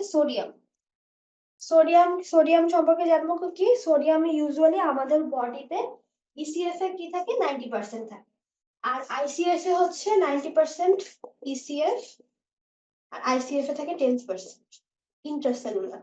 আগে বলছি যে সেলটা ভাসে কি সোডিয়ামের মধ্যে, সোডিয়ামটা কি সেলের বাইরে থাকে, তাহলে 90% ইসিএফ। আর আমাদের টোটাল বডিতে সোডিয়াম থাকে হচ্ছে 3600 to 400। এগুলো হচ্ছে অনেক ইনফরমেটিভ, এগুলো বোঝার এত কিছু না।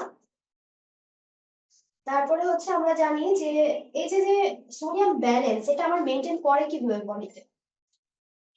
এটা কয়েকটা ভাবে মেনটেন করে। একটা হচ্ছে সিলেক্টিভ ট্রান্সপোর্ট। জিনিসটা কি? এই যে আমার সেল, এটা হচ্ছে সেলের ভিতরে, এটা হচ্ছে সেলের বাইরে। এখানে কি প্রচুর পটাশিয়াম, এখানে প্রচুর সোডিয়াম, আর এখানে কি থাকে? সোডিয়াম পটাশিয়াম পাম্প এই সেলে থাকে। এই সোডিয়াম পটাশিয়াম পাম্প যখন খুলে যায়, খুলে এই যে সোডিয়াম পটাশিয়ামের আদান প্রদান হয়। তো এইভাবে ওরা হচ্ছে সোডিয়াম পটাশিয়ামের ব্যালেন্সটা মেনটেন করে শরীরের মধ্যে। তো এটা একটা গেল সিলেক্টিভ ট্রান্সপোর্ট, এটা সোডিয়াম ব্যালেন্স মেনটেন করছে, এটা হচ্ছে সিলেক্টিভ ট্রান্সপোর্ট। আরেকটা হচ্ছে হরমোনাল রেগুলেশন। হরমোনাল রেগুলেশনের মধ্যে কোন কোন হরমোন কাজ করছে? Aldosterone, renin angiotensin, aldosterone system, আর হচ্ছে এএনপি।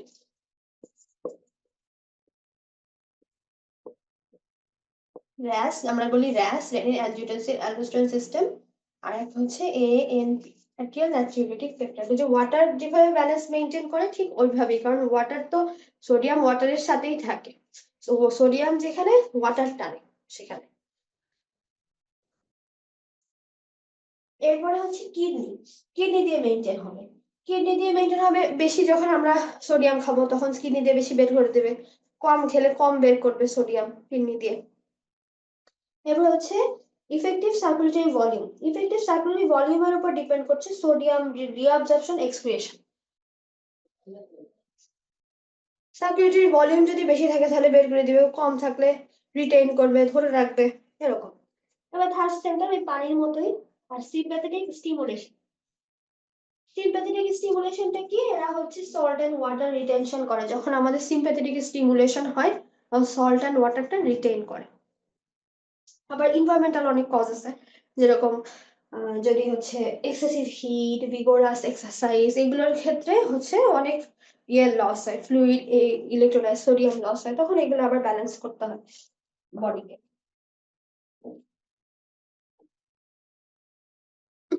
তো অ্যালডোস্টেরন কি করতেছে, এখন আমরা ইন্ডিভিজুয়ালি জানবো যে কিভাবে মেইনটেইন করতেছে। অ্যালডোস্টেরন কি করে, এটা হচ্ছে আমার kidney, proximal convoluted tubule, loop of Henle, distal convoluted tubule, collecting duct. এই যে distal convoluted tubule, collecting duct, এটা তো পিসিটি।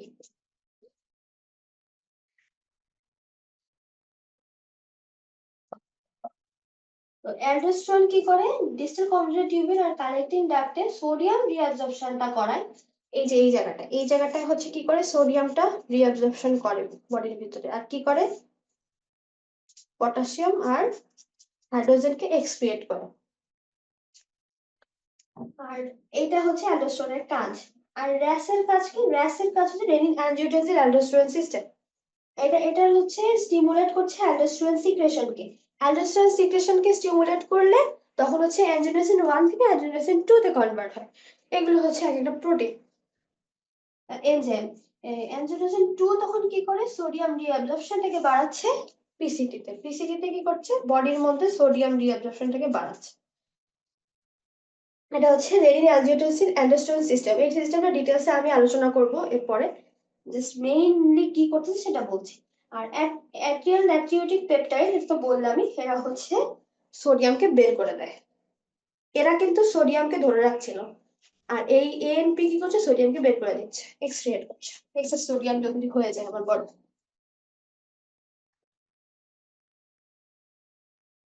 এবার আসি rash, renin angiotensin aldosterone system. এই র্যাস কিভাবে কাজ করে, র্যাস হচ্ছে আমার যে কিডনি, এই কিডনির মধ্যে কি আছে, জাক্সটা গ্লোমেরুলার অ্যাপারেটাস। এই জাক্সটা গ্লোমেরুলার অ্যাপারেটাসের মধ্যে থেকে কি হয়, রেনিন, রেনিন রিলিজ হয়। রেনিন রিলিজ হয়ে এদিক থেকে আমার কি আছে, লিভার।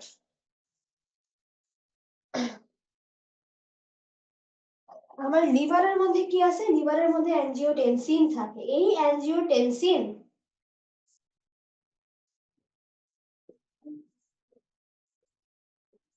কোথায় থাকে, লিভারে থাকে। এই অ্যানজিওটেনসিন থেকে কি হবে, অ্যানজিওটেনসিন 1, এই রেনিনের প্রভাবে, এই যে রেনিনটা জাস্টাগ্লোমেরুলার অ্যাপারেটাস থেকে রিলিজ হলো কিডনির, এর প্রভাবে অ্যানজিওটেনসিন কোথায় থাকে, কিডনিতে। এখান থেকে সে অ্যানজিওটেনসিন 1 এ কনভার্ট করে। কার প্রভাবে, রেনিনের প্রভাবে। অ্যানজিওটেনসিন 1 কে কনভার্ট হওয়ার পরে এইদিকে আছে কে, আমার লাংস। লাংসের মধ্যে আছে হচ্ছে, লাংসের মধ্যে থাকে কি, এসিই, অ্যানজিওটেনসিন কনভার্টিং এনজাইম।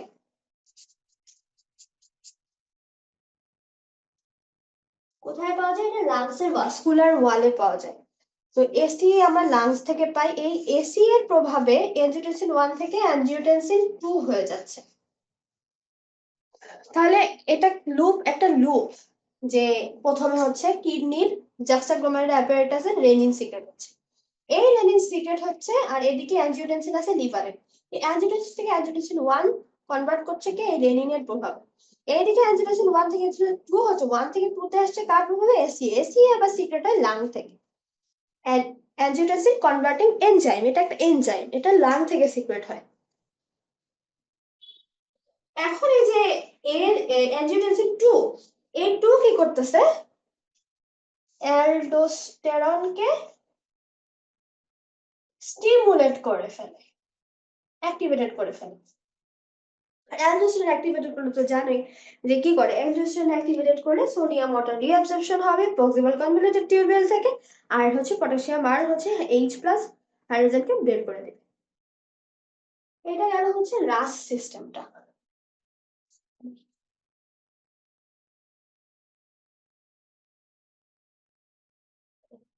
এরপরে আমরা আসি যে কিডনি কিভাবে রেগুলেট করছে। কিডনি তো ওই যে ডায়েটের উপর ডিপেন্ড করে, সেটা বললাম। এখন আমার কিডনি, এখন একটা জিনিস বুঝতে হবে যে টিউবুলার লোড, সোডিয়ামের একটা টিউবুলার লোড আছে। টিউবুলার লোড জিনিসটা কি, এই যে আমার, এটা আমার কিডনির টিউবিউল, এখানে কি থাকে, এখানে হচ্ছে গ্লোমেরুলাস। তো এখান থেকে তো সোডিয়াম আসতেছে, সোডিয়াম এসে এখানে ফিল্ট্রেট হচ্ছে, তাই না? তো সোডিয়াম বডির মধ্যে থেকে এসে এই ফিল্ট্রেটের মধ্যে যেই পরিমাণ সোডিয়াম থাকে সেটাকে বলছে সোডিয়ামের টিউবুলার লোড। যেহেতু এটা টিউবুলের মধ্যে আছে, টিউবুলের মধ্যে কতটুকু সোডিয়াম এসে থাকতেছে, জমা হচ্ছে, তারপরে না এখানে আসবে, বা এখানে এসে তারপরে রিঅ্যাবজর্ব হয়ে যাবে পিসিটিতে, যে অ্যালডোস্টেরনের মেকানিজমের মাধ্যমে। তাহলে এই যে কি পরিমাণ সোডিয়াম আমার এই লোড টিউবুলের মধ্যে আসতেছে, সেটাকে বলা হচ্ছে সোডিয়ামের টিউবুলার লোড। সোডিয়ামের টিউবুলার লোড আমাদের সাধারণত হচ্ছে 25,000 মিলিমোল পার ডেতে। এই 25,000 মিলিমোলের মধ্যে 25,000 মিলিমোল পার ডে এই লোডটা টিউবুলার লোড, এর মধ্যে থেকে 90%ই হয় কি, এই যে পিসিডি অ্যাবজর্ব হয়ে যায়, আর 10% হচ্ছে সিক্রেট হয়।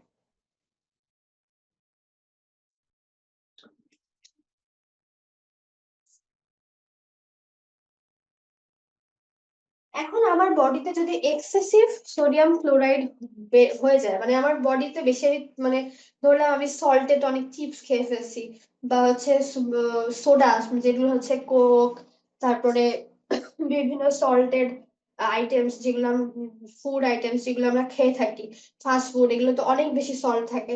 তারপরে হচ্ছে এই যে বেভারেজেস গুলা, তারপরে চিপস, এগুলোতে প্রচুর এক্সট্রা সল্ট থাকে। তো এগুলো যখন আমরা খুব বেশি খাই তখন আমার বডিতে তো সল্টের এক্সেস হয়, এক্সেসিভ সল্ট, সোডিয়াম আমার বডিতে হয়ে যায়, বেশি সোডিয়াম হয়ে যায়। তখন আমার বডিতে যদি বেশি সোডিয়াম হয়ে যায়, তখন আমার বডি কি করবে, এটাকে মেনটেন করার চেষ্টা করবে না। তো আমি খেলাম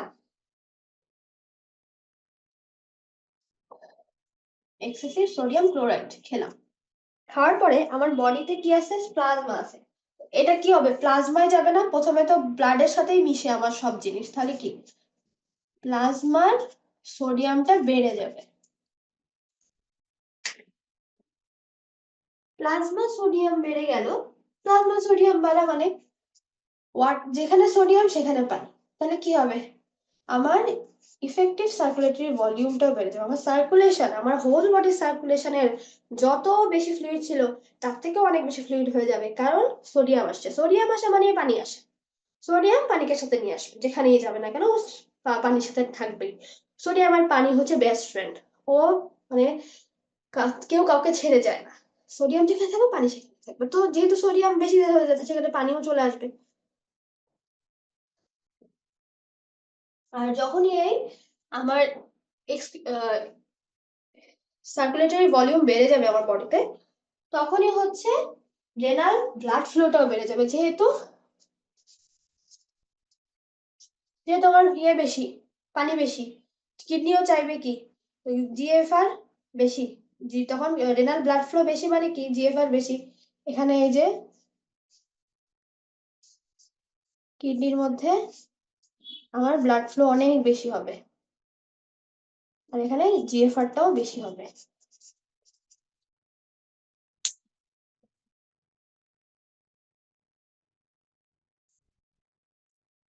জিএফআর বেড়ে যাবে,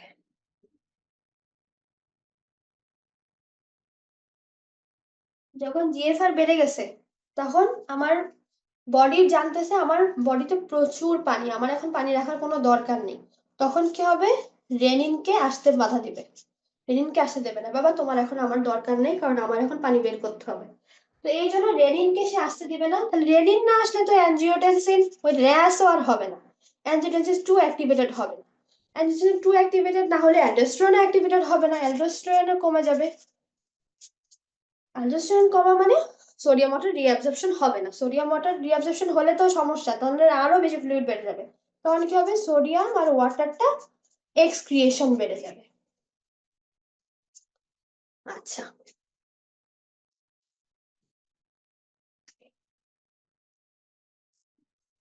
আর এইদিকে হচ্ছে আমার, এটা তো একটা মেকানিজম গেল যে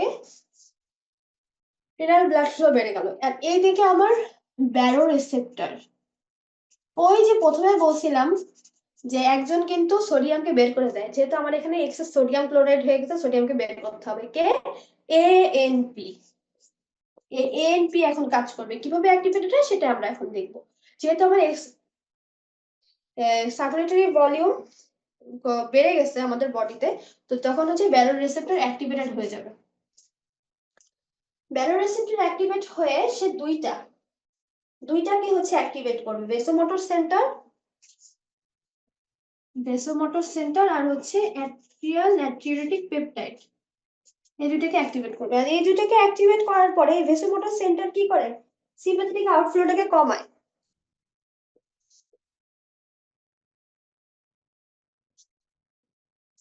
আর সিম্প্যাথেটিক আউটফ্লো কমানো মানে জিএফআর বেশি, আর এই জিএফআর বেশি মানে কি সোডিয়াম ওয়াটার এক্সক্রিয়েশনও বেশি, ওটার মতো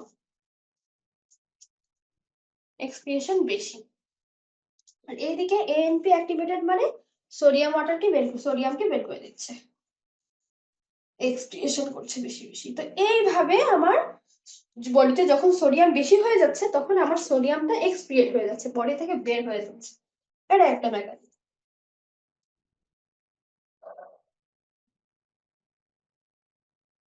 এখন যদি উল্টাটা হয়, যদি ইনঅ্যাডিকুয়েট সোডিয়াম হয়, সোডিয়াম ক্লোরাইড মানে ইনঅ্যাডিকুয়েট মানে আমার বডিতে সোডিয়াম ক্লোরাইড কমে গেছে,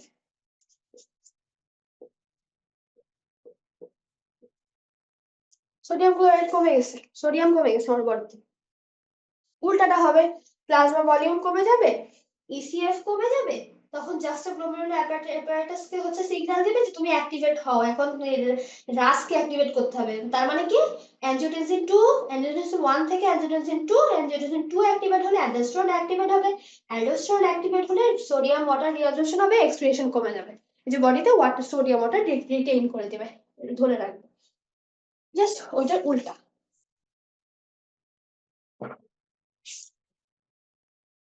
এখন আমরা সোডিয়ামের কিছু ডিসঅর্ডার জানবো, সোডিয়ামের ডিসঅর্ডার হচ্ছে সোডিয়াম যদি কমে যায় সেটাকে আমরা বলি হাইপোন্যাট্রিমিয়া,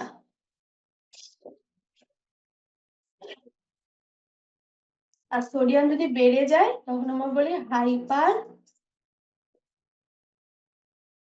ন্যাট্রিমিয়া, কতটুকু বাড়বে কতটুকু কমবে এই জন্য আমার জানতে হবে নর্মাল রেঞ্জ আমরা বলছি যে ইউজুয়ালি 135 থেকে 145 বলি রেঞ্জটা, তো এখানে হচ্ছে 140 হচ্ছে অ্যাভারেজ, তো আমরা যদি 135 এর কম পাই সোডিয়াম, 135 এর কম কত মিলিমোল পার লিটার, 135 মিলিমোল পার লিটারের কম যদি পাই সেটা হচ্ছে হাইপো, কম, আর হাইয়েস্ট কত বলছি 135 থেকে 145, আর হাইয়েস্ট রেঞ্জ হচ্ছে 145, তাহলে 145 এর বেশি হয়ে গেলে হাইপার,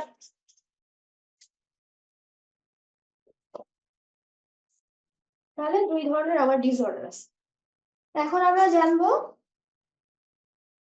হাইপোন্যাট্রিমিয়া, হাইপোন্যাট্রিমিয়া জানলাম যে সোডিয়াম 135 মিলিমোলের কম হবে, কোথায় হবে এটা আইসিএফ না ইসিএফ, অবশ্যই ইসিএফ এ হবে, কারণ আমাদের সবকিছু মেজার করি আমরা এক্সট্রাসেলুলার ফ্লুইড থেকে, তো এটা আবার দুই ধরনের আছে হাইপোন্যাট্রিমিয়া, ট্রু হাইপোন্যাট্রিমিয়া আর সিউডো হাইপোন্যাট্রিমিয়া, তো হাইপোন্যাট্রিমিয়ার টাইপ আমরা জানি আগে,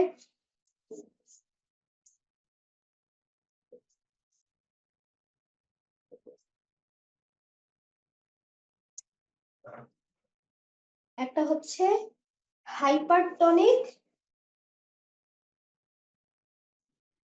একটা হচ্ছে হাইপারটনিক, আইসোটনিক, হাইপোটনিক। লিখি আমরা হাইপারটনিক, আইসোটনিক, হাইপোটনিক।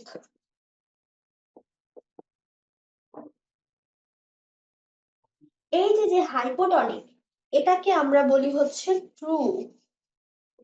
কেন ট্রু এটা পরে আসতেছি, কেন কিভাবে ট্রু হচ্ছে। আর এইগুলো হচ্ছে সিউডো, আর এগুলোকে আমরা বলি হচ্ছে সিউডো, মানে কি যেটা মনে হয় সত্যি আসলে সত্যি না, তাহলে সেটা কি, সেটা হচ্ছে সিউডো। আর এটা হচ্ছে ট্রু, একদমই সত্যি সত্যি এটার সোডিয়াম লেভেলটা কমে গেছে। কিন্তু এইটার সোডিয়াম লেভেলটা কমে গেছে ঠিকই আমরা দেখতে পাচ্ছি, কিন্তু এটা অ্যাপারেন্টলি রিলেটিভ বলি না, এটার সাপেক্ষে এটা কমেছে, এটার সাপেক্ষে এটা, সেরকম ওকে হচ্ছে হাইপারটনিক আর আইসোটনিক। আমরা ডিটেলসে আসবো। তো হাইপারটনিক আবার 3 ধরনের আছে। হাইপারটনিক কয় ধরনের, 3 ধরনের আছে। যেহেতু এটা আমার ট্রু, এটা আমরা অন্য কালি দিয়ে লিখি, এটা একটা স্পেশাল। হাইপার ভলিউমিক, ইউভলিউমিক, আর একটা হচ্ছে হাইপোভলিউমিক।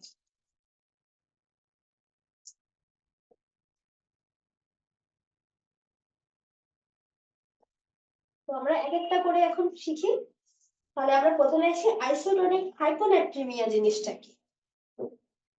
হাইপোনাট্রিমিয়ার সামনে লাগাই দিব কি, আইসোটনিক।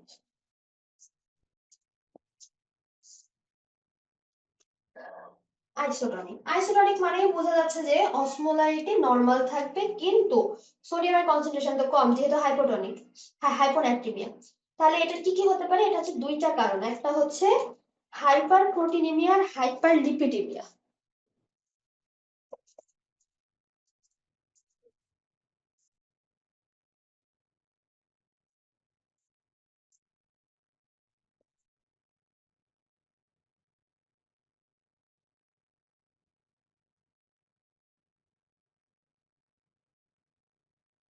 হাইপার প্রোটিনিমিয়া আর হাইপার লিপিডিমিয়া।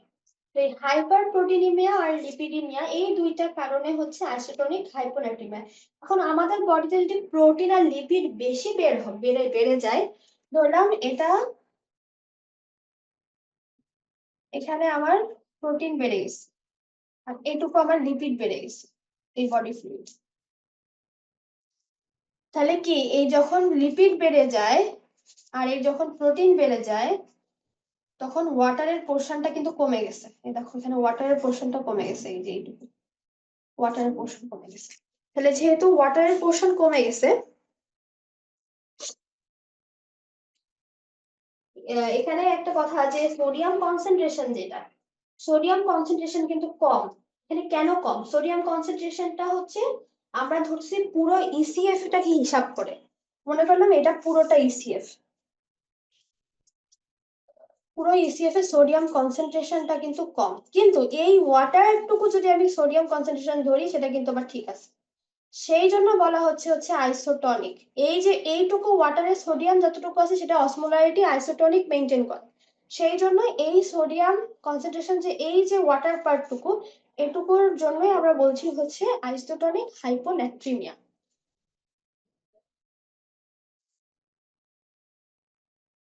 এটা এই দুই কারণে হয়। এবার আসি আমরা, আইসোটনিক তো হলো, এবার হচ্ছে হাইপারটনিক, এবার অসমোলারিটি বেড়ে গেছে।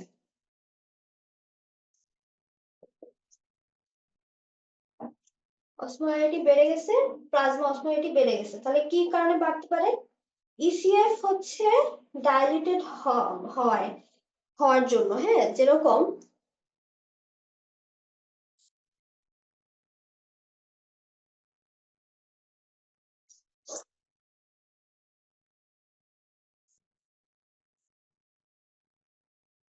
যেরকম দেখো হাইপারটনিক হাইপোনাট্রিমিয়া, হাইপারটনিক মানে আমরা বুঝতে পারছি যে অসমোলারিটিটা বেড়ে গেছে, এখন এই অসমোলারিটি বাড়লো কিভাবে, এটা দুইটা কারণে হতে পারে, যে হাইপার গ্লাইসেমিয়া ইউরেমিয়া, কজটা আগে জানলে বুঝতে সুবিধা হবে। হাইপার গ্লাইসেমিয়া, হাইপার মানে কি গ্লুকোজ বেশি, গ্লুকোজ কি একটা অসমোটিক্যালি অ্যাক্টিভ পার্টিকেল না, তাহলে গ্লুকোজ বেশি। ইউরিয়া, ইউরিয়া বেড়ে গেছে, এটা একটা অসমোটিক্যালি অ্যাক্টিভ পার্টিকেল। ম্যানিটল একটা অসমোটিক্যালি অ্যাক্টিভ পার্টিকেল। তো এগুলো যদি আমার বডিতে বেড়ে যায় তখন কি হবে, তখন হচ্ছে অসমোলারিটি বেড়ে যাবে। এই জন্যই আমার এই বডিতে তখন অসমোলারিটি বেড়ে যাবে, কিন্তু সোডিয়াম কনসেন্ট্রেশন কম। মানে এই অসমোটিক্যালি অ্যাক্টিভ পার্টিকেল গুলো বেড়ে গেছে কিন্তু সোডিয়াম কিন্তু কমই আছে। এই জন্য বলছে যে হাইপারটনিক, হাইপারটনিক হাইপোন্যাট্রিমিয়া। এবার আমরা আসবো আর একটা জিনিস আছে যে এই যে তখন আমার সোডিয়াম কারেকশন করতে হয়। আর সোডিয়াম আমরা কারেক্ট করবো কিভাবে, এই যে হাইপারটনিক হাইপোন্যাট্রিমিয়া হয়ে গেলে সেটার একটা ইকুয়েশন, এটা হচ্ছে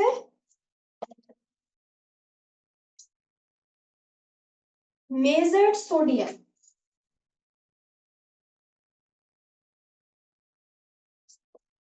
আর কতটুকু গ্লুকোজ আছে ওই বডিতে, ওই পেশেন্টের বডিতে আর কতটুকু সোডিয়াম আছে সেটাকে এই 4 দিয়ে, এই গ্লুকোজ 4 দিয়ে ভাগ করতে হবে। 4 দিয়ে ভাগ করলে আমরা হচ্ছে কারেক্টেড সোডিয়াম লেভেলটা পাবো।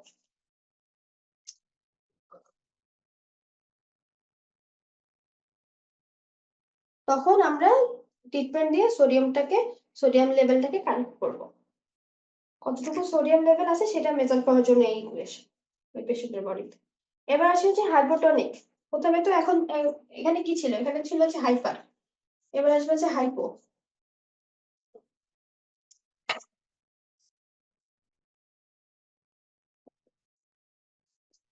হাইপোটনিক তাহলে কি হলো,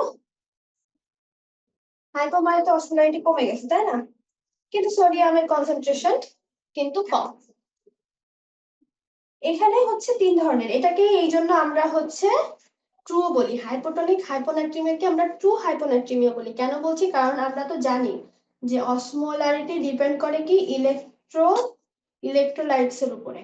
আর অসমোলারিটি ইলেকট্রোলাইটের উপর ডিপেন্ড যদি করে থাকে তাহলে ইলেকট্রোলাইট কম মানে অসমোলারিটিও কম, ইলেকট্রোলাইট বেশি মানে অসমোলারিটি বেশি। তো সোডিয়াম কি একটা ইলেকট্রোলাইট না, তো সোডিয়াম এখানে কম, তাহলে অসমোলারিটিও কম, এই যে হাইপোটনিক মিলে গেল।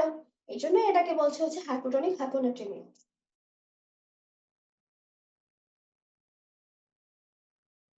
এখানে যে 3 ধরনের আমরা বুঝলাম, হাইপোটনিক হাইপোনাট্রিমিয়া 3 ধরনের, হাইপোভলিউমিক, ইউভলিউমিক আর হচ্ছে হাইপারভলিউমিক।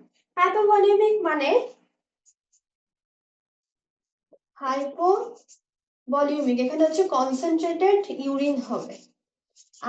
আমি পেশেন্টের, একটা পেশেন্টের হাইপোনাট্রিমিয়া আছে, সেই পেশেন্টের যদি আমি দেখি কনসেন্ট্রেটেড ইউরিন, তখন আমি বুঝে নিব এই পেশেন্টটার হচ্ছে হাইপোভলিউমিক হাইপোটনিক হাইপোনাট্রিমিয়া আছে, মানে তার ভলিউম কমে গেছে, ভলিউম কমে গেছে, সাথে মানে ইয়েও কম, এই যেহেতু হাইপোটনিক অসমোলারিটিও কম, তাহলে হাইপোভলিউমিক হাইপোটনিক হাইপোনাট্রিমিয়া। আরেকটা এটা কি কারণে হয়, ডিহাইড্রেশন, তারপরে হচ্ছে ডিহাইড্রেশন কখন হবে, ডায়রিয়া হলে, ভমিটিং হলে, ডায়রিয়া ভমিটিং, তারপরে ডায়ুরেটিক্স যদি আমরা এক্সেস খাই সেক্ষেত্রে আরো অনেক কজ আছে। এরপরে হচ্ছে ইউভলিউমিক, ইউভলিউমিক মানে বুঝতেই পারছি ইউ মানে সমান, মানে হচ্ছে যে ভলিউম আমার বডিতে থাকার কথা সেই ভলিউম ঠিক আছে কিন্তু সোডিয়ামের কনসেন্ট্রেশন কম, অসমোলারিটি কমে গেছে মানে সোডিয়ামের কনসেন্ট্রেশন কমে গেছে। এটা বিভিন্ন ডিজিজের কারণে হতে পারে, সেটা হচ্ছে সিআরস, সিম্পটম অফ ইনঅ্যাপ্রোপ্রিয়েট এডিএইচ, মানে এডিএইচ ঠিকমতো সিগারেট হচ্ছে না।